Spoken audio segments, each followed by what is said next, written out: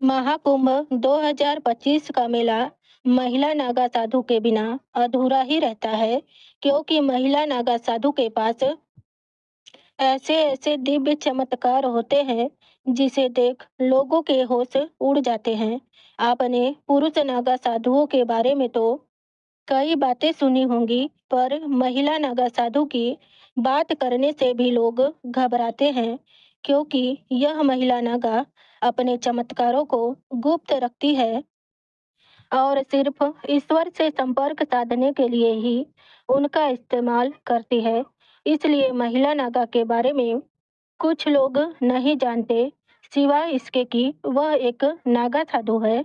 महिला को नागा साधु बनाते वक्त उसके शरीर के एक ऐसे हिस्से को निष्क्रिय किया जाता है जो शरीर में वासना का कारण है।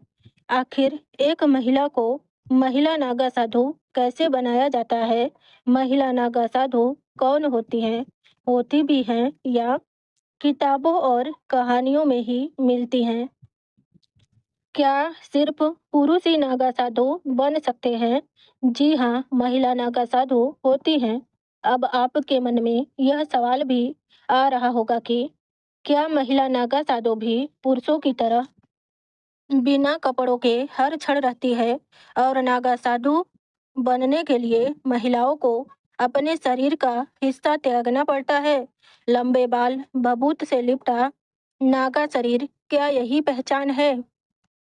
दोस्तों, नागा साधु की एक अलग ही आश्चर्यजनक दुनिया होती है। सभी जानते हैं कि नागा साधु वे होते हैं जिनके काफी बड़े बड़े बाल होते हैं और वह निर्वस्त्र रहते हैं, यानी बिना कपड़ों के रहते हैं।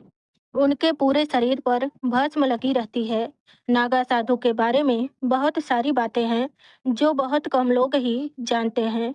सबसे पहले आपको यह बताते हैं कि नागा साधु और साधुओं से अलग कैसे होते हैं। नागा साधु कई मायने में दूसरे साधु से अलग होते हैं।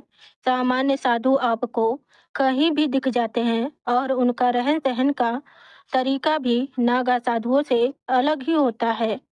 नागा साधु इस दुनिया से दूर रहकर तपस्या करते हैं और एक अलग ही जिंदगी जीते हैं। नागा साधु बनने के लिए कई परीक्षाओं से गुजरना पड़ता है। उसके बाद किसी अखाड़े द्वारा उन्हें नागा साधु माना जाता है। इसमें पहले नागा साधु बनने के इच्छुक इंसान को अखाड़े में जाना पड़ता है और जांच पड़ताल की जाती है। इस दौरान अखाड़े के लोग यह करते हैं कि यह नागा साधु बन सकता है या नहीं। इसके बाद ही इन्हें अखाड़े में शामिल किया जाता है और कई सालों तक इन्हें साधुओं के साथ तपस्या करनी होती है। कई सालों तक तपस्या करने के बाद जब वह नागा साधु बनने के लिए तैयार होते हैं, उनकी कई स्तर की परीक्षा होती है। इस दौरान उनके तप और त्याग की जांच की जाती है।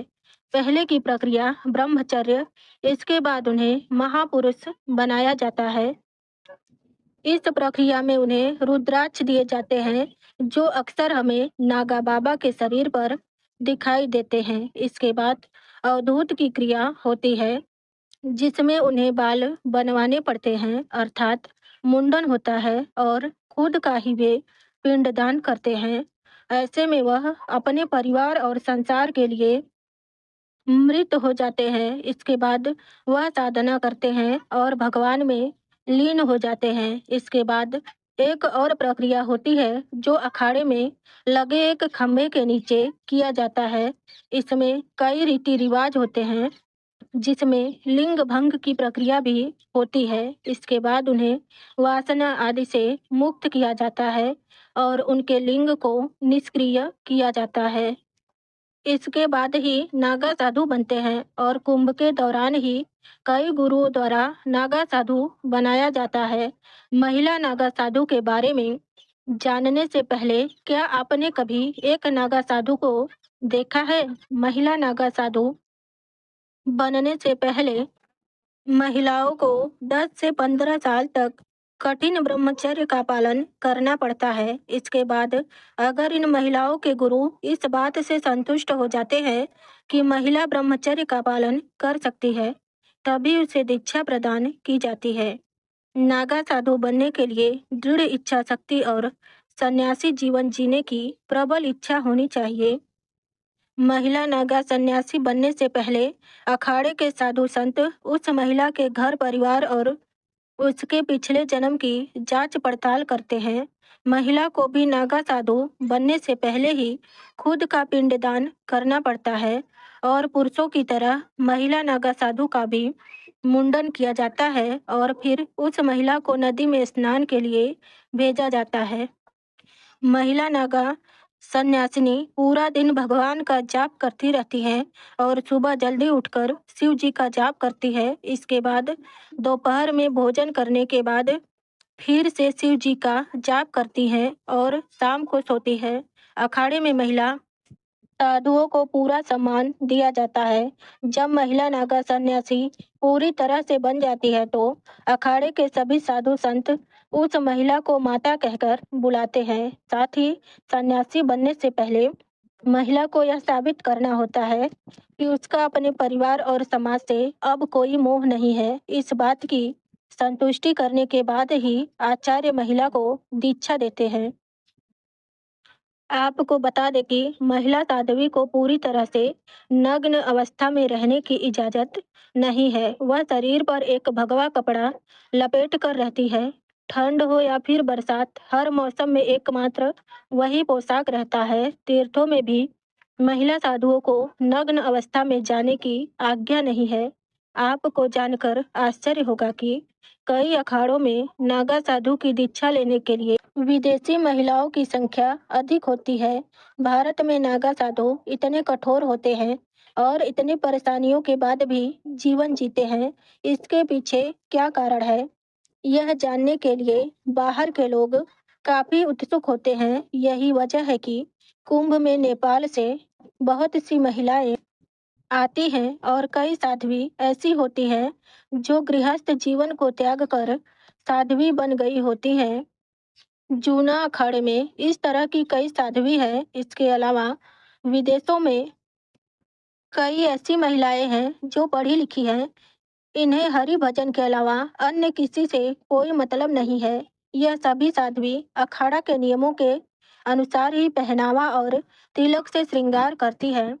क्या कभी आपने सोचा है कि महिला नागा साधु या नागा साधु कुंभ के मेले में दिखाई पड़ते हैं, लेकिन इसके अलावा इतने वर्षों तक वह कहाँ रहते हैं, कैसे रहते हैं? शायद ही आप में से किसी ने इस बात पर गौर किया होगा। नागा साधु हमेशा तपस्या में लीन होते हैं। वह साधना के लिए अखाड़े को छोड़ देते हैं और कंदराओं में चले जाते हैं। कंदरा का मतलब होता है पर्वतों में मौजूद सुरंग। इसमें भी कई तरह के नागा साधु होते हैं और जगह के नाम पर उनके नाम भी होते हैं। जैसे पर्वतों में रहने वाले नागा साधुओं को पर्वत गिरनारी में रहने वाले पूरी जंगल में रहने वाले साधुओं को अनन्य कहा जाता है। यह अलग अलग जगहों पर रहते हैं। माना जाता है कि कुंभ से पहले और कुंभ के बाद नागा सन्यासी हिमालय और अन्य पहाड़ों और जंगलों की गुफाओं में बैठकर तपस्या में लीन हो जाते हैं। यह आमतौर पर एक गुफा में कुछ साल तक रहते हैं और फिर दूसरी गुफा में चले जाते हैं। किसी को मालूम नहीं होता कि वह इन दिनों कहाँ है और क्या कर रहे होंगे। कई बार तो बहुत से नागा बाबा सन्यासी वस्त्र धारण कर अलग अलग जगहों पर घूमने लगते हैं। वही कुछ निर्वस्त्र बाबा गुप्त जगहों में जाकर तपस्या करने लगते हैं। इसी दौरान वह कंदमूल फल खाते हैं और जंगलों तथा पहाड़ों पर होने वाली खानों की चीजों से अपना पेट भरते हैं। वह घूमते भी रहते हैं, किसी को भी पता नहीं चलता। कुछ नागा साधु झुंड में निकलते हैं और कुछ अकेले ही यात्रा करते हैं। कई बार यह जिस तरफ गुफाओं में बैठते हैं, कई दिनों तक भूखे प्यासे भी बैठे रह जाते हैं।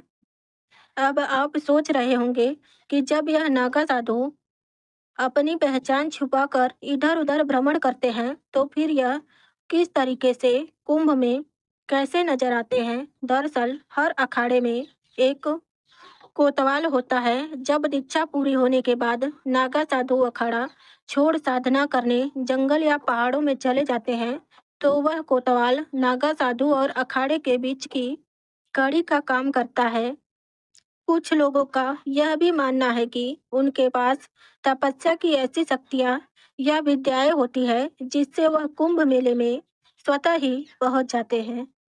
जय श्री राम।